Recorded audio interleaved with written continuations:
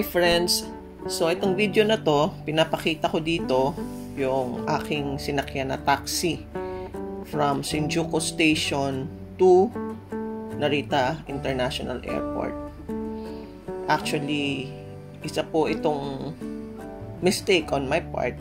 Kaya gusto ko ring sabihin sa inyo na when you travel, you should plan ahead.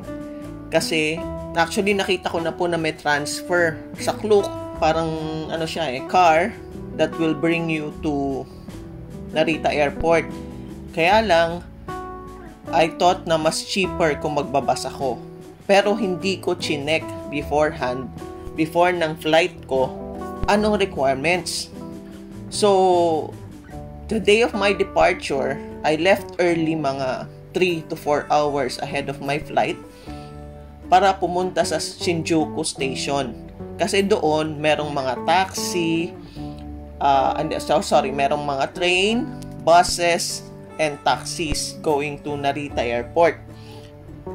So, dinala ko ng taxi ko doon. Actually, may struggle din na mag-book ng taxi kasi Grab that time was looking for a credit card payment. So, medyo nahirapan ako mag-book ng taxi. Buti, nakakuha ko ng taxi. So, dinala ko sa Shinjuku Station. Now, pagdating ko sa Shinjuku Station, medyo malayo yung drop-off point niya to the bus station. So, dalawa yung luggages na dala ko na malalaki plus yung carry-on luggage ko. So, pipila na sana ako.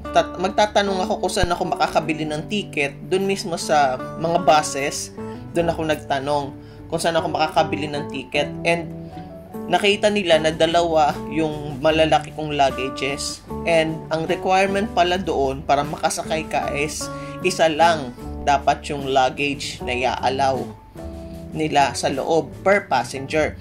Since mag-isa lang ako, hindi ako inalaw na magsakay.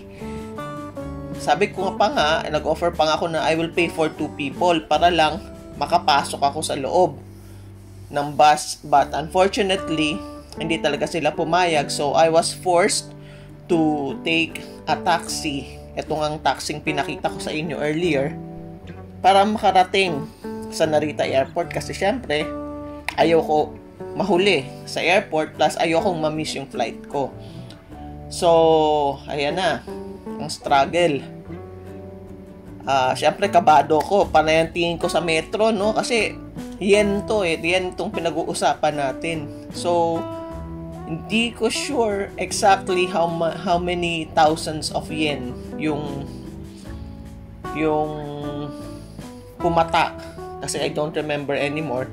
Pero umabot yun ng mga around 12,000 to 13,000 pesos.